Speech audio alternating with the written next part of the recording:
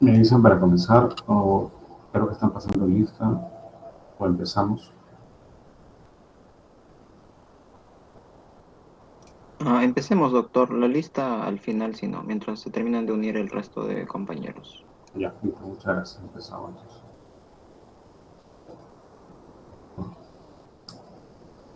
Bueno, buenas tardes con todos. Se va a exponer hoy día tres temas: pie equinovaro, clase de desarrollo de cadera y deformidad de columna en niños. Y entonces vamos a hablar de una de las tres patologías o deformidades más frecuentes, ¿ya?, en niños. Una de ellas es pie equinovaro. Es una deformidad muy característica por la deformidad, por la alteración que presenta a nivel de miembros inferiores, donde observamos a grandes rasgos una deformidad en varo, una deformidad en la desviación del pie de manera eh, en adulto y equino, ¿no? Entonces, esto es lo característico en cuanto a la deformidad de los miembros inferiores, que puede ser desde una simple eh, reducción flexible o puede ser rígido, ¿no? Algo ya más severo. Entonces, la frecuencia de esta deformidad es más o menos 1 por cada 1000 niños y va dependiendo la frecuencia a cada país, ¿no? Estar más relacionado con países en vías de desarrollo, ¿ya? Es más frecuente en varones, eh, puede ser bilateral, puede ser unilateral. Eh, Su frecuencia más o menos en varón, en bilateralidad es un 50%, ¿ya? Y en cuanto a unilateralidad puede ser un 50% y a predominio del lado izquierdo, ¿ya? También llamado pie sambo, ¿ya? O pie equinovaro, ¿no? Siguiente, por favor. Entonces, observando esta foto, donde prácticamente vemos la deformidad en los tres planos, es decir, o en las tres zonas del pie, en el retropié, en el medio pie y en el antepié.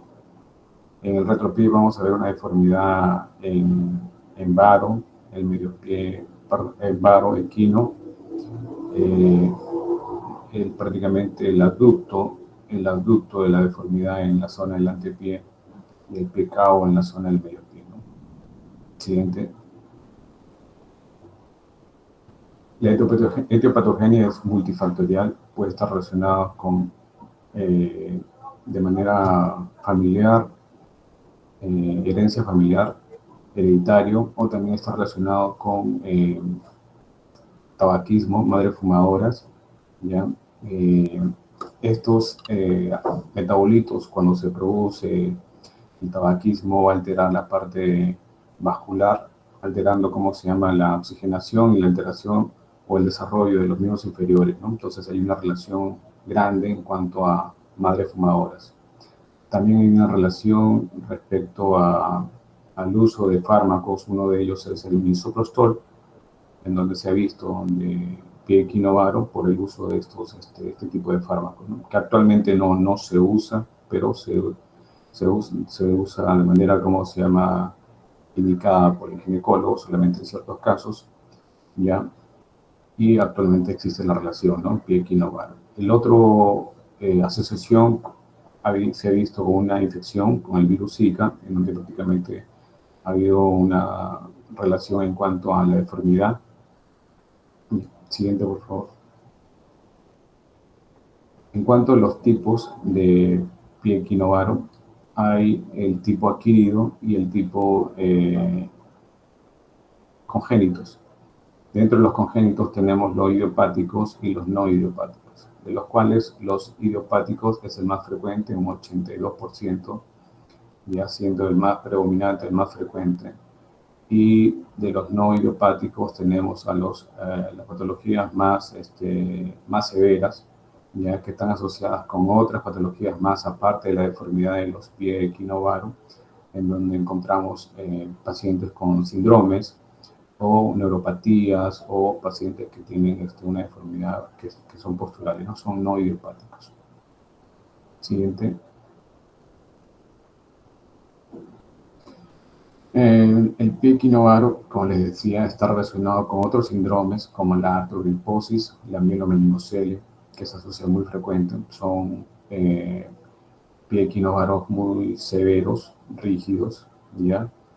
En este pie equinovaro está en cuanto a, hay alteración en cuanto a la anatomía, tanto en de la pierna como en el pie y en el tobillo, ¿no? Entonces, generalmente vamos a encontrar alteración de la pierna, del pie, el tobillo en cuanto a la anatomía. Muy aparte de la deformidad, vamos a encontrar, por ejemplo, músculos menos desarrollados, atróficos, tendones más delgados, ¿ya? O calcáneo más pequeños, o el astrágalo más pequeño, o una deformidad en equino. Entonces, vamos a ver esa alteración, ¿no?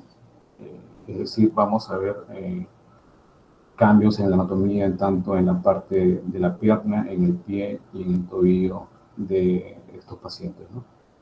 Entonces, esto se va a caracterizar por un astrágalo más pequeño, un calcáneo equino, una deformidad en varo y una rotación interna, ¿no?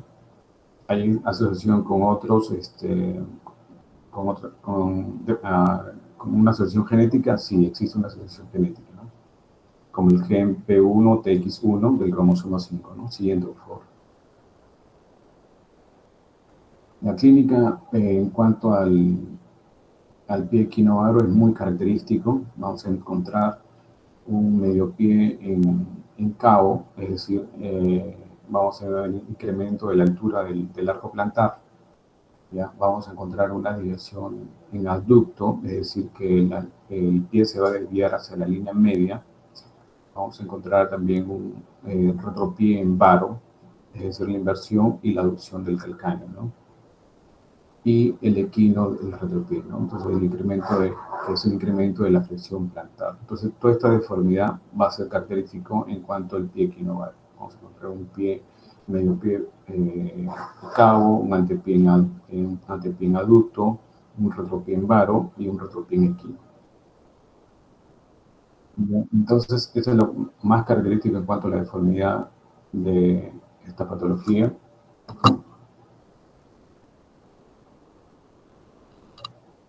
Bueno, entonces, en pacientes ya que realizan la marcha o la bipedestación, vamos a encontrar, aparte de esta deformidad, callosidades o alteraciones en cuanto a las partes blandas del pie, ¿no? Por la forma que ya realizan la bipedestación. Van a caminar con la punta de los pies o van a caminar con el borde lateral del pie, ¿no? Entonces, por la deformidad que presenta. Incluso esta bipedestación puede conllevar a unas complicaciones de partes blandas, como unas úlceras, infecciones o infecciones tanto en la parte blanda como en la parte del hueso, ¿no? Siguiente, por favor. En cuanto a la clasificación hay varias clasificaciones de pie equinovaro, pero una de las más utilizadas y más aceptada es la de Piraní, en donde esta clasificación de Piraní va a tener varios características del pie para hacer la evaluación de de la evolución o la progresión o la severidad del pie. Es muy útil esta clasificación porque nos permite ver la severidad, la progresión del tratamiento eh, y de acuerdo a eso, cuándo realizar una tenotomía, si es que persiste el equino, ¿no? Si es que persiste la desviación del pie hacia una flexión plantar. Y también nos ayuda para cuándo iniciar la utilización de unas férulas u ortesis, ¿no? Siguiente, por favor. Entonces, esta clasificación, la de Pirani, es la que se utiliza más, es la más aceptada. Se caracteriza por medir 6 características del pie. Del retropié se va a evaluar la zona, el pliegue posterior, el equino rígido y el talón vacío, ¿no? Entonces, eso es lo que va a evaluar en el retropié. De acuerdo a eso, se le va a dar un puntaje de 0, de 0.5 o un punto. En la zona del medio pie se va a evaluar la característica de un pliegue que se va a formar en la zona medial, o también se va a evaluar la curvatura del borde lateral del pie y la cobertura del astrágalo. Quiere decir cuando se va a palpar o vamos a palpar mayor cabeza del astrágalo, ¿no? Entonces, igual la evaluación se va a dar de 0, 0.5 a 1. Entonces, siguiente, por favor. Entonces, esta clasificación de Piraní no va a dar, va a ser útil para realizar la tenotomía, ¿ya? O también, como le digo, es la progresión de la enfermedad. Entonces, cuando realizar una tenotomía, no va a indicar cómo se llama la clasificación de Piraní, ¿no? Entonces, y también nos va a indicar la progresión en cuanto al tratamiento, la evolución del tratamiento. Es decir, si tiene un punto de clasificación de Piraní menor de 5 y no se ha realizado la tenotomía del tendón de Aquiles, se considera leve, ¿no? Es moderado si es mayor de 5 puntos clínicos y no se ha realizado la tenotomía del tendón de Aquiles, entonces es moderado, ¿no? Es decir, así. Si se ha realizado la tenotomía y es mayor de 5, ya se considera severo, ¿no? Es decir, que a pesar que se ha realizado la tenotomía, tiene una puntuación de signos clínicos mayor de 5, es decir, tiene mayor de 5 características que actualmente no se ha corregido, entonces indica que es una severidad, es un paciente probablemente es un pie rígido, severo, ¿no? O recidivante. Siguiente, por favor. Entonces ahí vemos la zona en azul, el pliegue posterior, el rojo, que es la zona del pliegue medio, y lo que es la línea verde, que es la división en equino, ¿no? Siguiente, por favor. En las flechas rojas es lo que vemos la curvatura lateral del pie, en donde es uno de los signos que evaluamos en la clasificación de pirámide. Uno de los exámenes importantes también se menciona es la ecografía, ¿no? Donde prácticamente a partir de las 18 o 20 semanas ya podemos hacer un diagnóstico de que este paciente probablemente va a presentar un pie equinovaro. Entonces, la ecografía ahí nos va adelantando en cuanto al diagnóstico, y esto se va a dar cuando se produce el nacimiento, ya prácticamente el diagnóstico definitivo, ¿no? Siguiente, por favor. El tratamiento en sí, ha habido varios tipos de tratamiento en cuanto a la evolución del pie equinovaro. Tal es así que uno de los más aceptados en cuanto al tratamiento es el tratamiento conservador, que significa la colocación de yeso de manera seriada, que es la de tratamiento de Ponseti, ¿no? La técnica de Ponseti. Dentro de las cuales son manipulaciones semana a semana con yesos y colocación, por lo menos un promedio de 6 a 8 yesos, más o menos hablamos de 6 a 8 semanas, por un yeso por cada semana, ¿no? Entonces, como le indico, el tratamiento más indicado es conservador, y dentro del conservador el más utilizado es la técnica de Ponseti. Siguiente, por favor. En cuanto al tratamiento, se tiene que realizar lo más pronto posible. Mientras más pronto se realice el tratamiento conservador con la técnica Ponseti, el resultado va a ser satisfactorio, va a ser exitoso. Es decir, si el tratamiento se realiza ya cuando el paciente ya va a realizar la bipedestación o la marcha, vamos a ver un poco de retraso o va a ser un poco recidivante, ¿no? Entonces es mejor hacer el tratamiento antes de que realicen la marcha los lactantes, ¿no? Entonces la finalidad va a ser de que hagamos una reducción tanto de la deformidad que tiene el pie, es decir, la zona de la cabeza del astrágalo, tratar de reducirlo, ¿ya? Y llevarlo el pie de manera a una posición de plantira, ¿no? Con el objetivo de que tenga un pie plantígrado, indoloro, funcional, y pueda colocarse en zapatos, ¿no? Calzados. Siguiente, por favor. Entonces, acá lo más importante dentro de los tratamientos en el pie equinovaro va a ser el conservador. El tratamiento conservador va a seguir siendo el tratamiento más importante. Como le indicaba, había múltiples técnicas como la de CAI o la de Benzagel y también la de Ponseti, pero dentro de los cuales Ponseti es la más aceptada, la más indicada y es considerada como el estándar de oro a nivel mundial, ¿no? En la técnica de Ponseti o el método Ponseti consiste en la utilización en dos etapas. La primera etapa consiste en corregir, es decir, mediante la manipulación tenemos que corregirla en supinación, en abducción para alinearlo y hacemos una pequeña reducción en la cabeza del astrágalo y colocamos el yeso que va desde el muslo hacia la zona del pie, ¿no? ¿En qué posición? La posición de la rodilla aproximadamente en 90 grados, ¿ya? ¿Y qué tiempo de yeso o de yeso a yeso va a ser por lo menos la colocación de yeso por semana? ¿Cuántas? Por lo menos de una serie de 4 a 8 semanas. Pero hacer la colocación del yeso semana por semana, corrigiendo tanto la aducción, el pie cabo, el varo, ¿ya?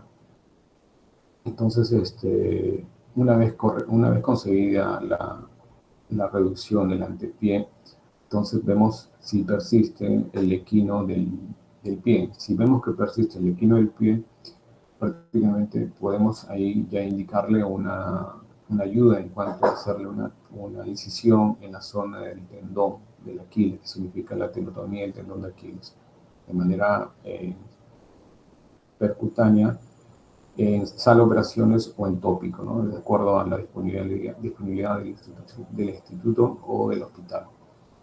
¿Ya? Pero es decir, más del 70% se ayuda con una incisión parcial del tendón del Aquiles, ¿no? Y nuevamente se coloca el yeso por lo menos unas 4 a 6 a 8 semanas posterior a la tenotomía del Aquiles, ¿no? Entonces aquí vemos el método Ponseti, la técnica de Ponseti con yesos seriados, en donde prácticamente vemos que de derecha a izquierda, en la parte derecha vemos la colocación del yeso, que prácticamente ahí no corregimos el filo, ¿no? Pero tratamos de corregir el aducto o el cabo, ¿no? El aducto, el cabo y el varo, pero sin embargo el equino persiste. En el segundo yeso de derecha a izquierda vemos que vamos corrigiendo un poco el aducto, ¿no? Y en el tercer yeso vemos que vamos corrigiendo más el aducto y el varo. Y en el cuarto yeso vemos que ya estamos corrigiendo más el varo, más el aducto y un poco el equino. Y en el quinto yeso que está a la izquierda vemos que prácticamente ya se está corrigiendo el equino. No en su totalidad, pero más o menos más del 70% del equino, ¿no? Entonces, esa es la serie, que es prácticamente un yeso, es una semana, semana por semana se va corrigiendo la deformidad. Ya, siguiente, por favor. Y una vez conseguida la serie de 6 a 8 yesos, y vemos que si persiste el equino, entonces podemos hacer la ayuda con obviamente previa anestesia local o sedación, una incisión en el tendón de Aquiles, ¿ya? Para corregir el equino, corregir el equino. Entonces se hace una incisión en la zona del tendón de Aquiles y se corrige el equino. Posteriormente se va a colocar el yeso en la posición de plantígrado y continuamos con las series que son de 6 yesos más, ¿no?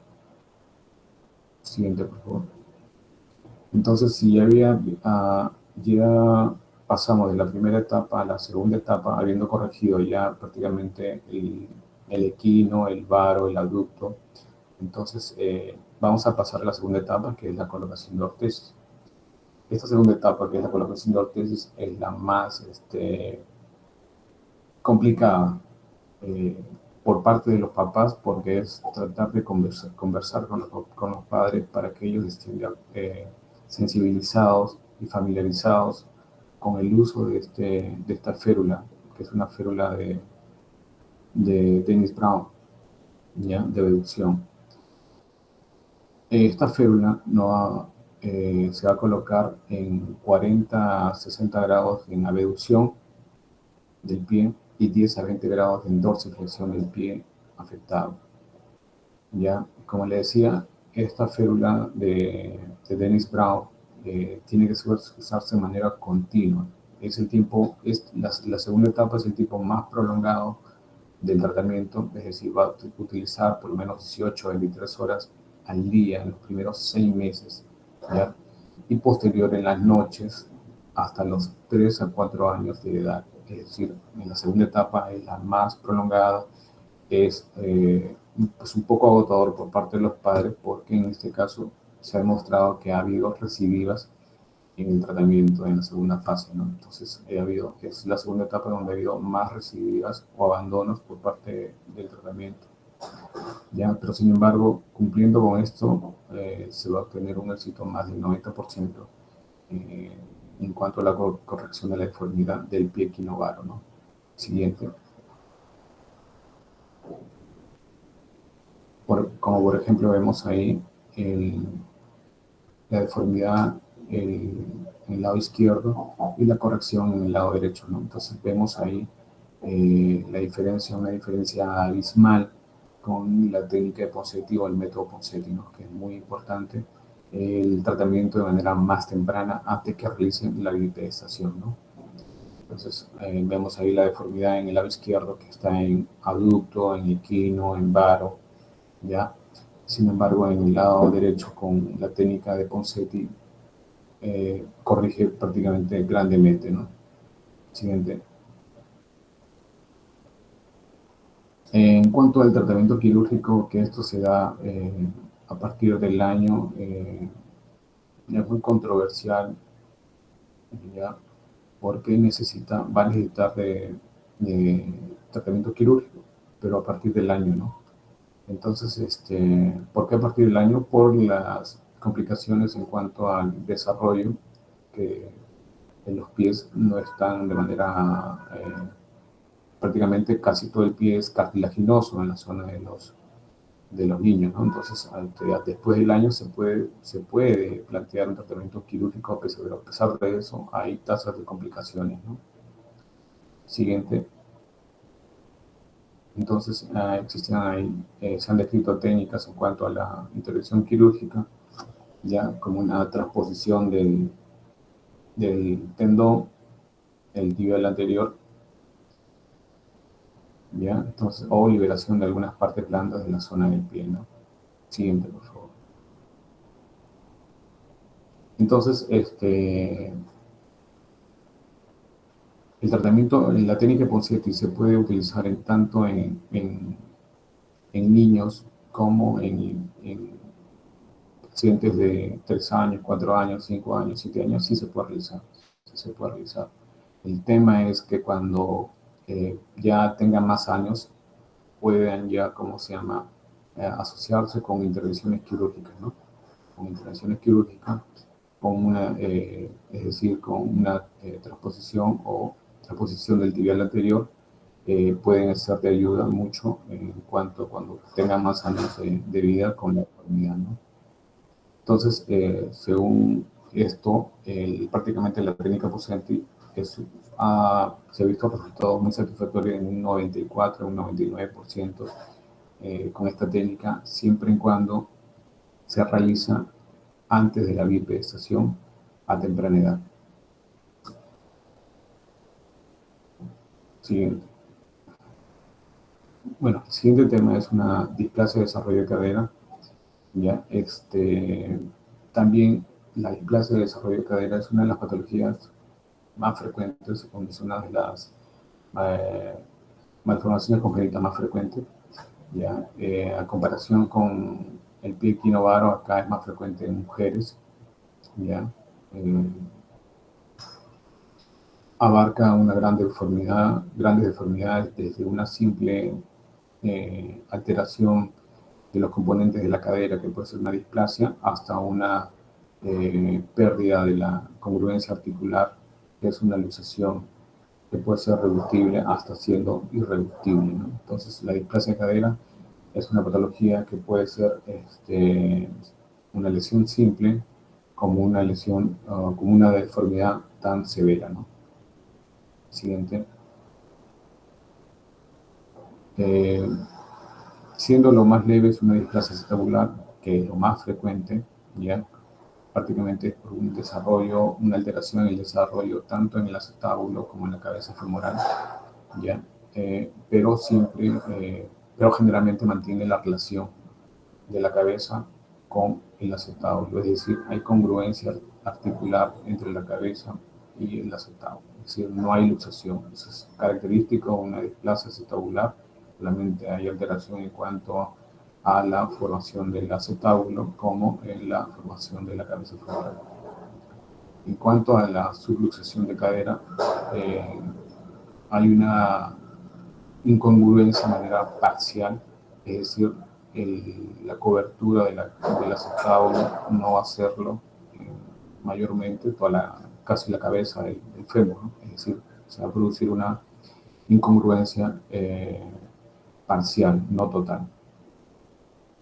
En cambio, la luxación de cadera, como su nombre lo dice, ya es prácticamente una pérdida total del contacto entre la cabeza y el acetábulo. Prácticamente esto es una lesión severa, es poco frecuente. Siguiente. Entonces, el 98% de las presentaciones son posterior al nacimiento. Entonces, en este caso, cuando son posteriores al nacimiento, se caracteriza por ser una presentación típica, ¿no? Cuando es una presentación atípica, cuando ya se produce la displasia de desarrollo intraútero, es decir, a semanas de desarrollo intraútero, ¿no? Entonces acá se considera ya una presentación atípica, obviamente es más severo la presentación. También el pie equinovaro, como también la displasia de desarrollo de cadera, es multifactorial, es decir, depende de muchos factores, hormonales, genéticos, ambientales, mecánicos, se va a depender de varios factores. Es más frecuente en mujeres, eh, siendo la más frecuente en la cadera del lado izquierdo, ¿ya? Y lateralidad en un 20%, ¿no? Siguiente. En cuanto a los factores de riesgo, está relacionado con equinomaro, embarazos múltiples, madre de talla baja, presentación de nalgas o oligohidrangios, o también el sexo femenino, ¿no? También es un factor de riesgo, ya que esto es una presentación más en mujeres. Siguiente.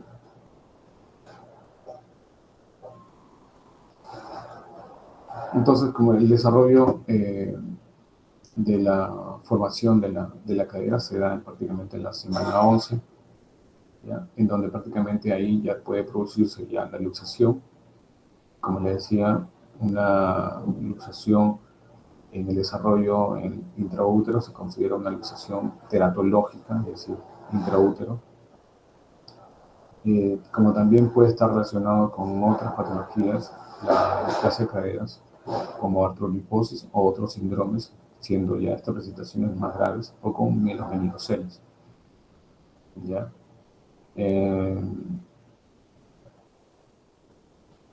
Siguiente, por favor. Entonces, acá debemos tener en cuenta el diagnóstico precoz. El diagnóstico precoz nos va a indicar el pronóstico de este paciente, ¿no? Es decir, si nosotros le realizamos el diagnóstico precoz, el diagnóstico precoz, el pronóstico va a ser aparentemente bueno. Si no realizamos el diagnóstico precoz a posteriores a más años, meses o años de vida, vamos a tener más complicaciones en cuanto a al resultado del tratamiento que le vamos a instaurar, ¿no? Entonces, va a depender mucho de la edad en cuanto hagamos el diagnóstico, ¿ya? Va a depender lo otro, es la inestabilidad de la cadera, ¿no? O sea, va a depender si es una cadera reductible o no reductible, ¿ya? Eh, Otras características que no que son inespecíficos es la del pliegue, la simetría de los pliegues, ¿no? La simetría de los pliegues no es está relacionado, pero no es específico en cuanto a una displasia de desarrollo de cadera, ¿no?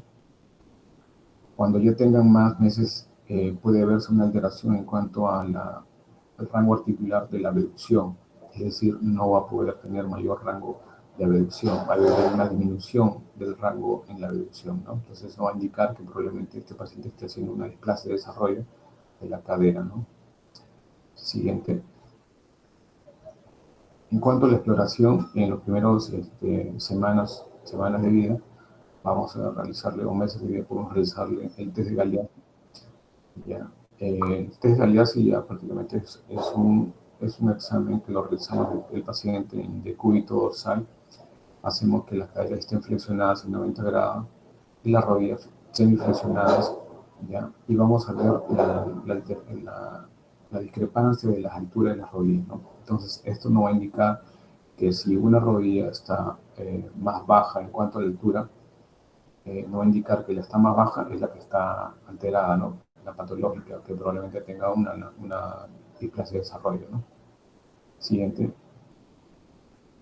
Como por ejemplo en esta imagen vemos el paciente está en decúbito dorsal, eh, con la cadera flexionada y las rodillas flexionadas, y vemos la diferencia entre las alturas de las rodillas, en donde nos indica que prácticamente ahí vemos una luxación de la cadera, ¿no? Obviamente el test de Galeazzi lo vemos más en niños que tengan más edad, ¿no? O sea, es un test muy tardío, ¿no? Siguiente. El otro test tenemos el test de Barlow, en donde eh, hacemos que el paciente, es un test que hacemos que el paciente esté con las caderas flexionadas y aducidas, y se aplica una fuerza posterolateral, colocando el pulgar en la cara interna, ¿ya? Y el resto de la mano en la cara externa, en el trocánter mayor, ¿no? Entonces el objetivo es producirle una luxación. Entonces si se luxa, vamos a ver un resalte o un clic, entonces prácticamente nos indica que es un Barlow positivo, ¿no? Un Barlow positivo, cuando nos produce la luxación, es positivo. Siguiente. Y ortolani es cuando buscamos la reducción, ¿no? Entonces buscamos la reducción, igual el paciente en decúbito supino, las caderas flexionadas, y hacemos que, ¿cómo se llama? Tratar de reducir, ¿no? Colocamos hacemos, ¿cómo se llama? La digitopresión tanto en el trocánter mayor como en la cara interna, ¿no? Entonces, va a haber un resalte y esto nos va a indicar que prácticamente hay una reducción, ¿no? Entonces, va a indicar ortolani positivo. Siguiente.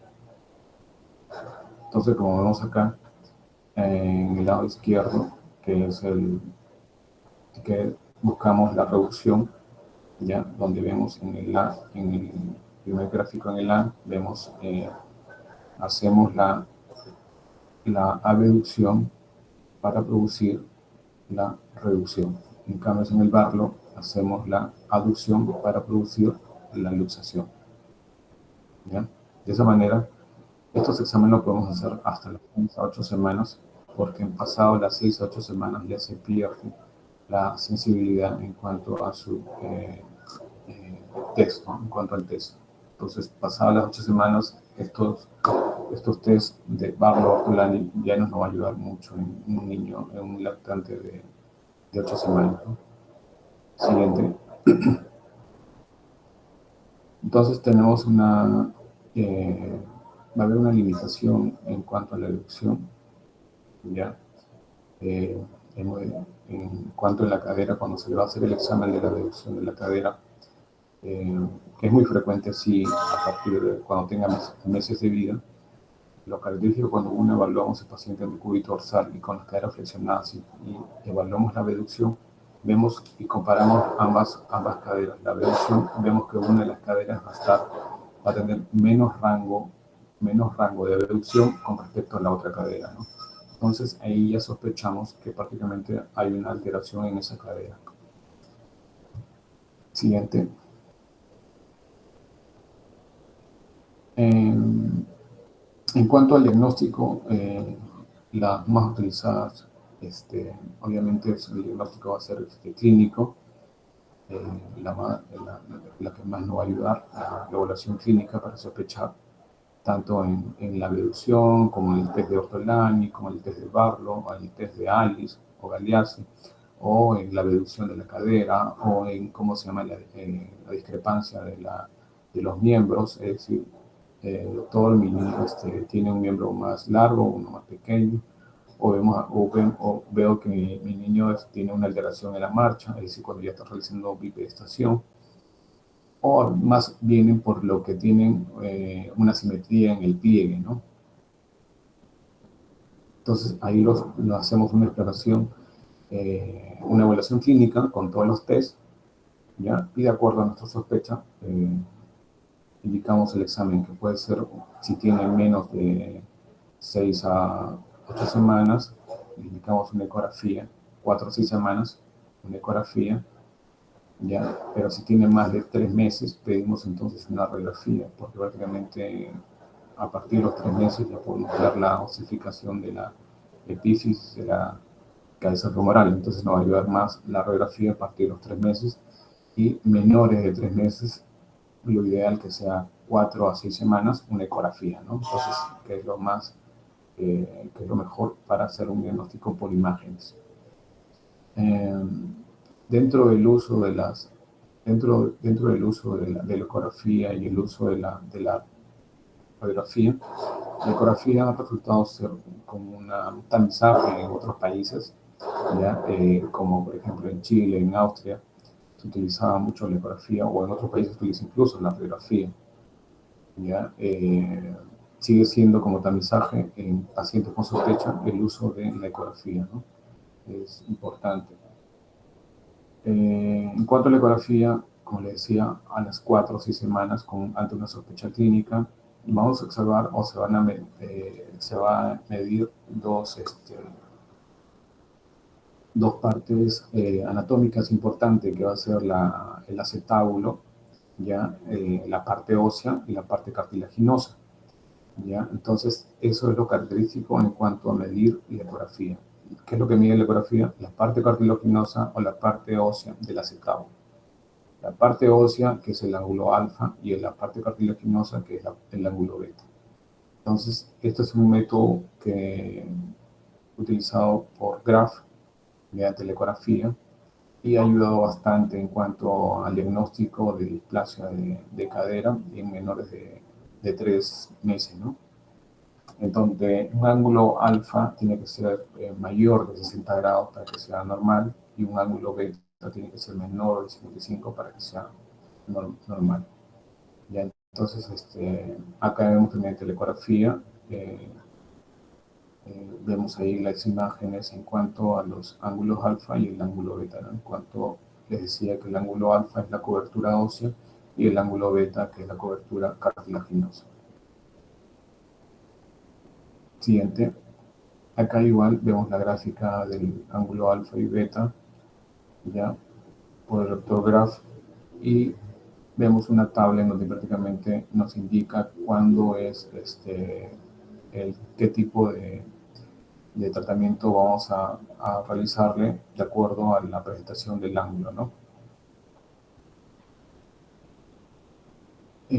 La radiografía, que es un método importante de imagen, que es un método de diagnóstico de imagen importante a partir del tercer mes. Antes era de los 4 meses, actualmente es a partir de los 3 meses, ¿ya? Donde ya prácticamente se observan un esbozo del núcleo de osificación, ¿ya? Podemos valorar ahí la articulación en cuanto al acetábulo y la cabeza femoral.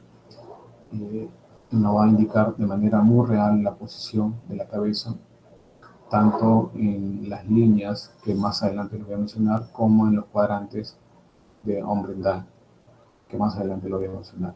¿Ya? Siguiente, por favor. Entonces, una radiografía simple de pelvis, ya bien tomada, con paciente en decúbito dorsal, con extremidades en extensión, ya en posición simétrica de ambos miembros. Vamos a trazar varias líneas. Una de ellas es la línea horizontal o la llamada Hilsen-Reinig, en donde va a pasar donde va a pasar esta línea a través del cartílago trirradiado, ya, donde vamos a encontrar que la cabeza del fémur se va a encontrar debajo de la línea, ¿no? Entonces lo normal, ¿no? Lo normal es que se encuentre la cabeza femoral debajo de la línea Hilsen-Reinig, que es una línea horizontal que pasa por el cartílago trirradiado. Siguiente. La otra línea para la evaluación de la radiografía es la línea de Perkins. La línea de Perkins se traza una línea vertical en el borde del acetábulo, ¿ya? En donde nos indica que si está la cabeza femoral fuera, lateral a esta línea, nos indica que es patológico. Si está dentro de la línea de Perkins, nos indica que está dentro del rango normal. La línea de Perkins.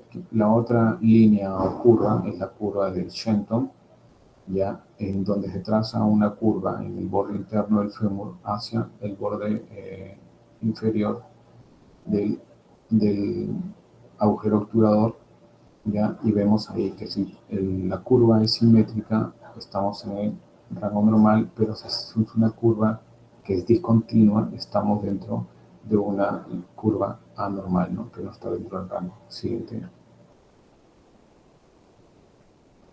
Entonces, el otro parámetro para la evaluación radiológica, que es el ángulo acetabular, formada entre las líneas de Hilsen-Reinig, y trazamos una línea acetabular, ya que va todo el borde desde el ángulo, desde el cartílago trirradiado hacia el borde superior externo del acetábulo, ¿no? Entonces ahí vemos el ángulo acetabular, que está formada por la línea acetabular y la línea de Hilsen-Reinig. Entonces, esto es importante ya que nos va a dar un ángulo dentro de lo normal, que son menos de 30 grados hasta menos de 2 años, ¿no? Menos de 2 años. ¿Ya? Y la otra evaluación radiológica tenemos en los cuadrantes de Ombrendahl. Este cuadrante de Ombrendahl está formado por las intersecciones de las dos líneas de la línea de Perkins, la línea Hilsen-Reinig. Entonces nos va a dar los cuadrantes. Un cuadrante superior interno, superior externo, un cuadrante inferior interno y un cuadrante inferior externo. ¿Ya? Entonces, no solamente vamos a tener en cuenta el ángulo acetabular, sino también los cuadrantes. Esto ayuda bastante. Nos va a indicar que a pesar que tengamos un ángulo acetabular normal, pero tenemos que el cuadrante de la cabeza femoral está en la línea de Perkins o fuera o lateral a la línea de Perkins, nos va a indicar que es patológico, ¿no? Entonces, es una ayuda más radiológicamente, ya que si solamente nos guiamos por el ángulo acetabular en cuanto no los cuadrantes, no va a indicar un falso diagnóstico, ¿no? Entonces, de ahí se nos puede pasar un paciente que tenga un ángulo acetabular normal, pero sin embargo el cuadrante de la cabeza femoral está en la línea de Perkins o la cabeza femoral está externo o lateral, ¿no? Siguiente. Ya. A ver, esta es una imagen radiográfica donde una imagen radiográfica frontal en donde prácticamente si trazamos la línea de Perkins o la línea de Hilsen-Reinig o la curvatura, aparentemente nos va a indicar que esté normal, conservado, ¿no? Probablemente dentro de los rangos normales. Siguiente. Esta es una von Rosen, donde vemos que está centrado en la cabeza. Siguiente. Sin embargo, acá vemos un grosero, prácticamente luxación de cadera, ¿no? O sea, ni siquiera vemos displasia ni luxación, sino vemos ya algo ya evidente, es una luxación bilateral de cadera, ya prácticamente está alterado casi todos los cuadrantes, la cabeza está en súpero externo, ambas bilateral, una lesión severa, ¿no? Y prácticamente vemos que si trazamos una línea acetabular, prácticamente tiene aparentemente el mayor del rango. Vemos que prácticamente ese ángulo acetabular está muy incrementado de manera bilateral, ¿no? Es una lesión más severa, ¿no? Este paciente. Siguiente. Esto, de lo severo nos pasamos a una imagen normal, que prácticamente es lo que tenemos que ver en una imagen radiográfica. Si trazamos las líneas, tanto la de Perkin, la de Hilse-Reiner, la acetabular, y los cuadrantes, no solamente las líneas, sino también los cuadrantes, debemos ver de que esté en una posición normal. Aparentemente este paciente tiene un ángulo de 20 grados acetabular bilateral normal. Si trazamos las líneas de Perkin y la de línea de Hilse-Reiner, vemos que la cabeza está inferior y está interno. ¿Ya? Entonces vemos de que es algo paciente normal. Ahora la pregunta es, si yo veo esto y veo que el paciente no tiene alguna luxación o subluxación, esto no va a indicar que el paciente esté bien. Radiográficamente puede decir que sí está bien, ¿no? O sea, radiográficamente está dentro del parámetro. Pero si vemos que, si le evaluamos y vemos que de repente hay una subluxación o una inestabilidad de la cadera, eso sí habría que hablarlo más de manera clínica. Es decir, a lo que voy a llevar es de que no solamente basta con ver imágenes, sino también hay que hacer una evaluación clínica del paciente. Siguiente. En cuanto al tratamiento, el objetivo principal es conseguir una reducción, es decir, que sea no solamente concéntrica, sino también sea estable, es decir, eh, que durante la evolución de este paciente no se produzca la subluxación o la luxación de la cabeza femoral, ¿no? Entonces, el tratamiento exitoso va a depender mucho, como le digo, sobre el diagnóstico precoz y el tratamiento precoz. Siguiente. Este es un paciente con una cadera displásica hasta los 6 meses. ¿Cuál va a ser el tratamiento? Algunas bibliografías indican incluso hasta el año, menos de un año, la utilización del PABI, del arnés de Pauli. ¿Qué son los arnés de Pauli? Son unas férulas con correas que nos permiten la posición de la cadera en un ángulo de la cadera en 90 grados en flexión, en abducción en 45 o 60 grados, ¿no?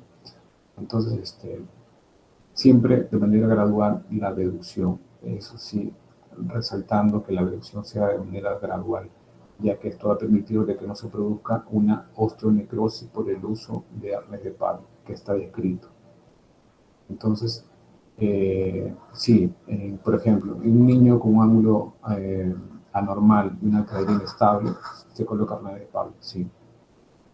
¿Ya?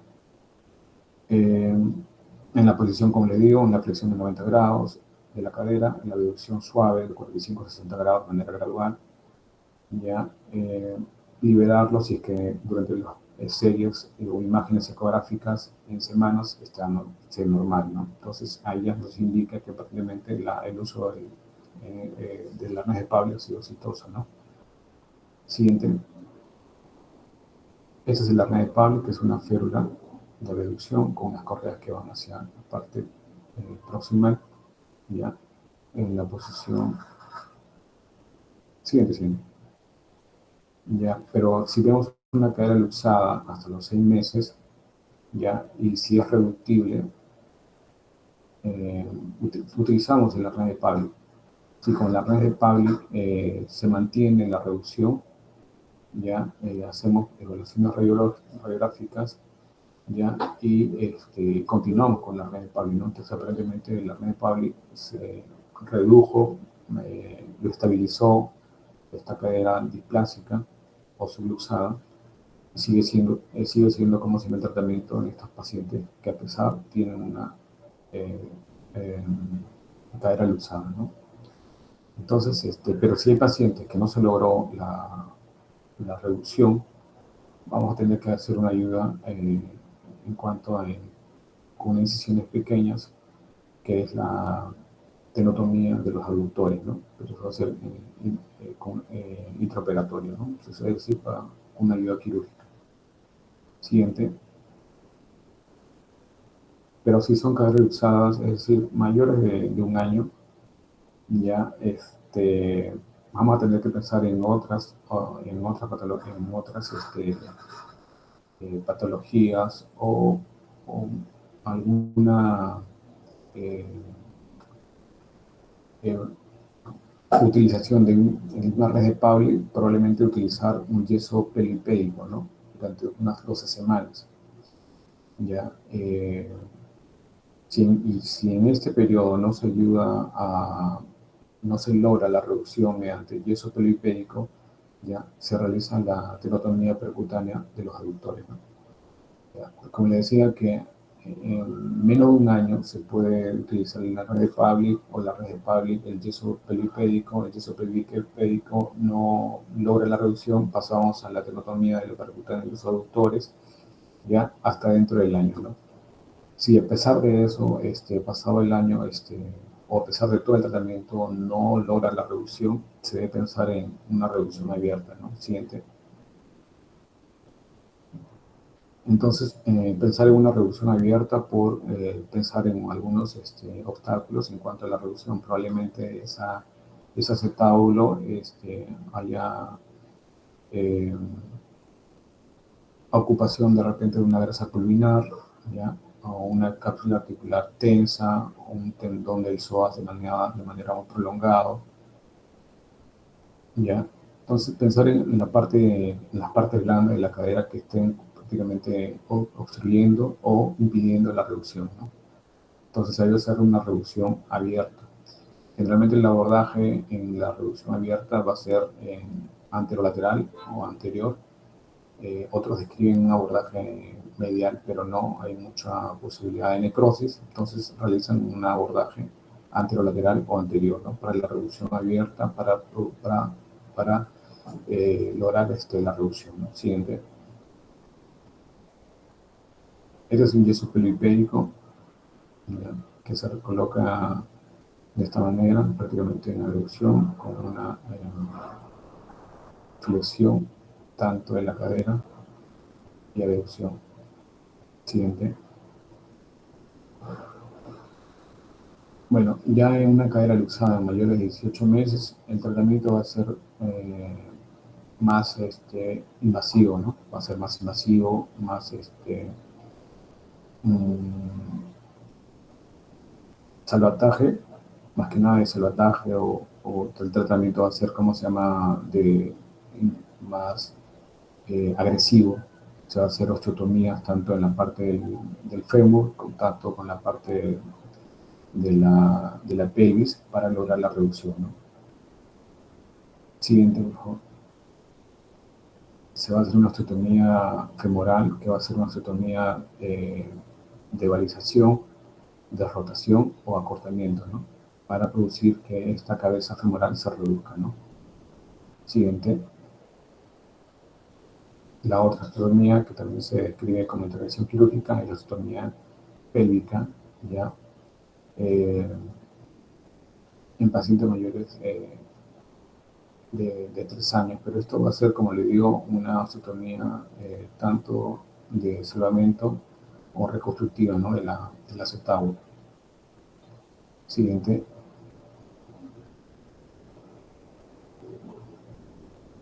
Vemos la osteotomía pélvica como reconstrucción, solamente para mencionarlo.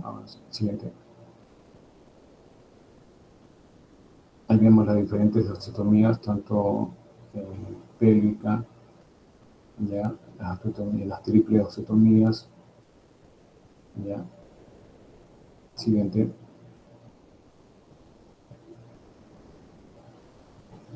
Las osteotomías de Pemberton.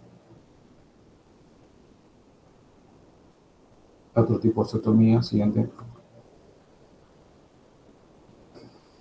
La osteotomía pélvica, que es el solamente de Chiari, que es muy utilizada. Siguiente.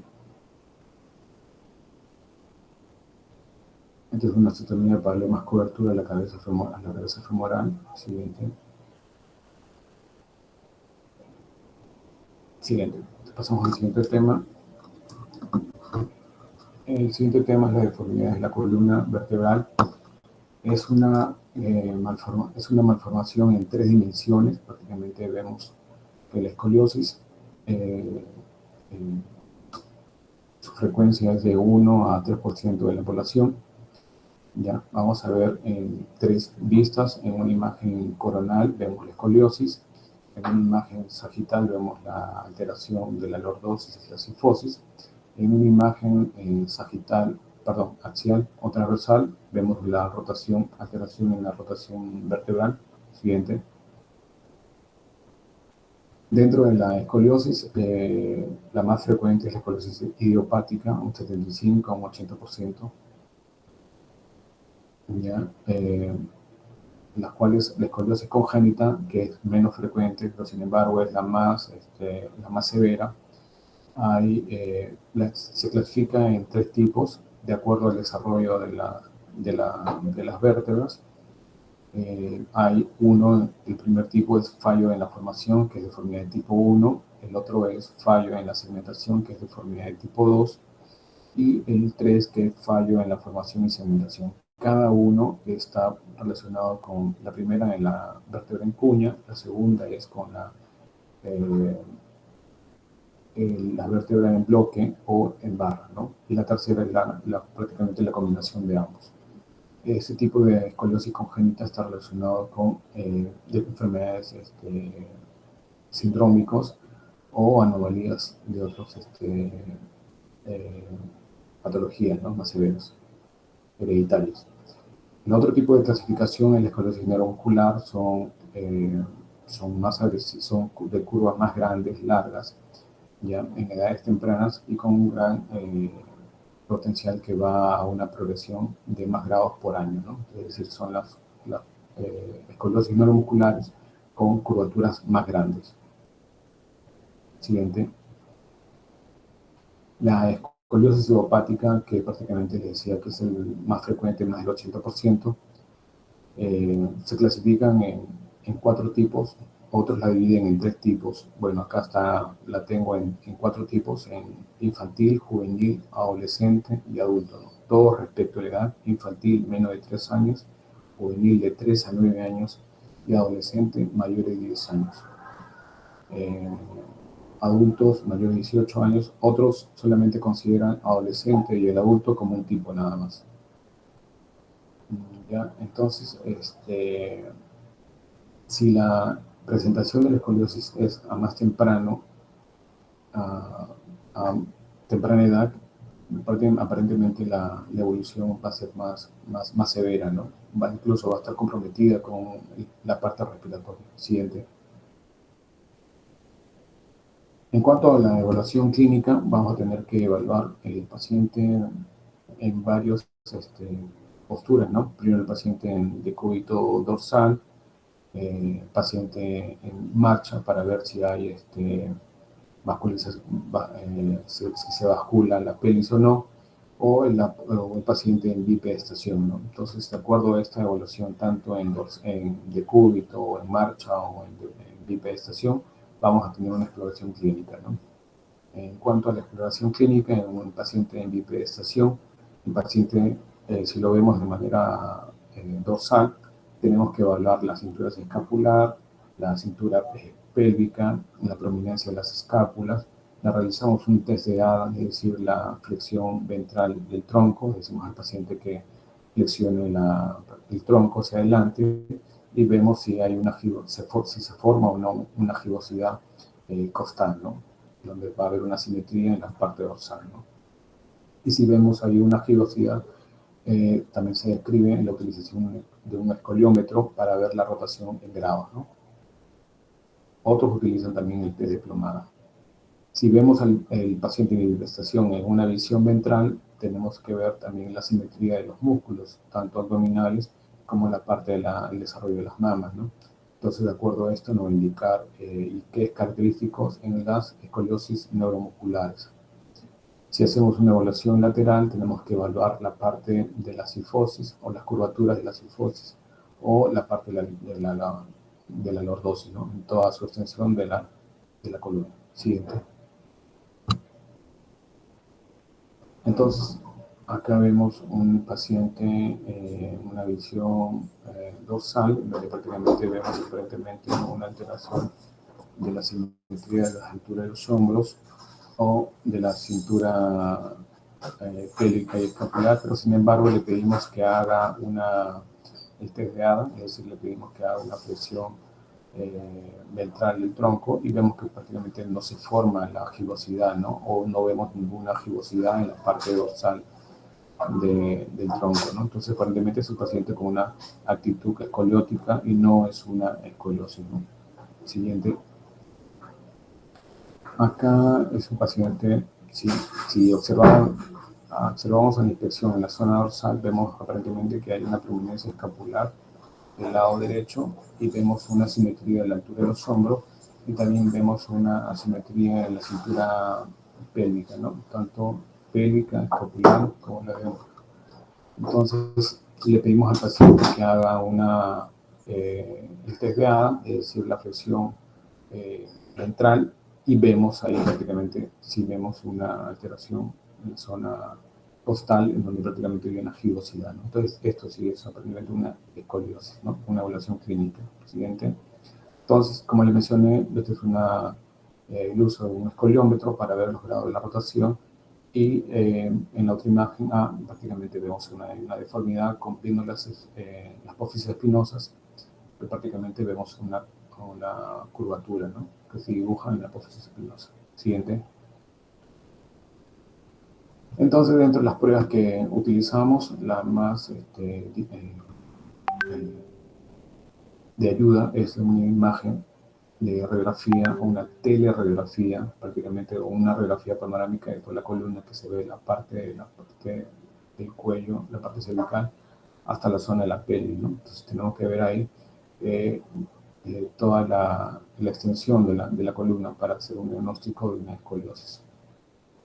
Ya es una radiografía posterior y una lateral en bipedestación que tiene que ver toda la columna, ¿no? Entonces vamos a trazar unas líneas para ver curvaturas, vamos a observar acá curvaturas estructurales, como vemos las que están trazadas arriba, con una línea al borde de las vértebras y una línea superior. En la vértebra superior, una línea también trazada en la vértebra superior, y en otra vértebra que va hacia la cervical y otra vértebra que va hacia el tórax, ¿no? O sea, prácticamente vemos dos curvaturas ahí, prácticamente son llamadas curvaturas estructurales. ¿Ya? Hay curvaturas compensatorias, sí, pero que no es prácticamente como para realizar un parámetro de medición, ¿no? En cambio, en estas que están trazadas y se observa las dos curvaturas son curvaturas estructurales. Entonces, hacemos el trazo de las líneas ya de manera tangencial y vemos un ángulo, nos va a dar un ángulo. ¿Cuál es el ángulo? El ángulo tiene que ser menor de 10 grados. Ángulos mayores de 10 grados nos indica que es un paciente con una deformidad, una escoliosis, ¿no? Que puede ser, de acuerdo a los ángulos, puede ser leve, moderado, severo, ¿no? Entonces, siendo leve de 10 a 24 grados, y moderados mayores de 24 grados, y severas cuando son mayores de 50 grados, ¿no? Siguiente. También le pedimos una radiografía de bending, en donde le pedimos al paciente que esté en decúbito dorsal y haga las lateralizaciones, y vemos la flexibilidad de la columna, ¿no? Para ver cuánto es la flexibilidad de la columna, ¿no? Que también nos ayuda tanto para la planificación quirúrgica y para el diagnóstico. Siguiente. En cuanto a otro diagnóstico de imágenes, tenemos la resonancia magnética, pero esto nos va a ayudar bastante en la parte de escoliosis de menor proporción, que son en aquellos casos en donde son escoliosis congénitas, es decir, asociadas a síndromes, ¿ya? Donde podemos encontrar, no sé, unas vértebras sin cuña, ¿ya? O en vértebras. Entonces, para eso nos va a ayudar bastante la resonancia magnética. No es una prueba rutinaria, solamente en aquellos casos, eh, por ejemplo, menores de 10 años, donde me escriben anormalidades en pie, en pacientes del sexo, bueno, obviamente el escoliosis es más frecuente en varones, ya, un paciente que tiene una enfermedad neurológica, ya. Entonces, en aquellos casos nos va a ayudar bastante la resonancia magnética, que son un pequeño porcentaje. Siguiente. Ya. En la escoliosis, el tratamiento en una escoliosis idiopática infantil, el objetivo va a ser que las curvas no avancen, ¿no? Entonces, o no conlleven a un síndrome de insuficiencia pulmonar. Como le decía, escoliosis idiopática infantil, menores de 3 años, una de las complicaciones es que hacen un compromiso respiratorio. Eh, la indicación es tratamiento con un corset de manera precoz, ¿ya? En caso que no resulte con esto, eh, puede terminar en un compromiso respiratorio, ¿no? Pero el objetivo del uso de corset es de que esto no avance y de que prácticamente no haya un compromiso respiratorio, ¿no? Siguiente. Una escoliosis idiopática juvenil que es mayor de 3 años, ¿ya? Igual, el tratamiento sigue siendo la utilización de manera temporal el uso de corset. ¿Ya? Puede ver de repente que no haya mejoría con este tipo de tratamiento, inmovilización con el corset, sí, puede terminar un tratamiento quirúrgico, ¿no? Un pequeño porcentaje termina siendo quirúrgico. Siguiente. En la escoliosis idiopática del adolescente, ya prácticamente acá ya vemos que está en vías de la culminación de la parte de la osificación de la columna. Acá sí ya entra o se menciona el tratamiento quirúrgico, ¿no? Entonces, si son curvaturas menores de 25 grados, se indica la observación, pero si son curvaturas mayores de 25 grados, se indica la utilización del corset y la observación, la evaluación, ¿no? Pero si ya prácticamente son curvaturas más de 50 grados, ya ha alcanzado una madurez, prácticamente acá el tratamiento va a ser ya tratamiento quirúrgico, ¿no? Tratamiento quirúrgico con la colocación o fijación, una fijación transvehicular o una artrodesis en la columna, ¿no? Siguiente. Entonces, como vemos acá, vemos una escoliosis torácica. Dentro de la escoliosis en la columna, las más frecuentes son las torácicas, ¿ya? Más que las lumbares o las cervicotorácicas, ¿no? Entonces, siendo acá la más frecuente, siendo una escoliosis torácica. Siguiente. Entonces, el tratamiento, como le indicaba, es el primer tratamiento sobre el uso de corset para determinar que no avance, para detener la escoliosis con el uso de corset, es decir, la progresión de la deformidad, ¿no? Es decir, cuando yo tenga mayor maduración o se termine complete la maduración de la columna, va a terminar un tratamiento, lo más probable, un tratamiento quirúrgico, ¿no? Siguiente.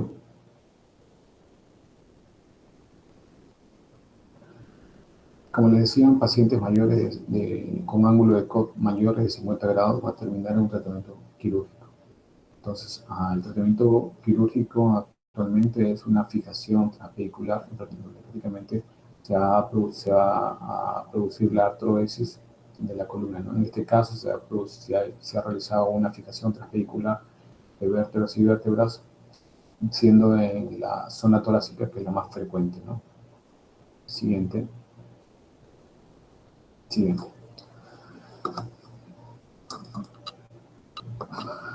Listo. Si no hay alguna pregunta.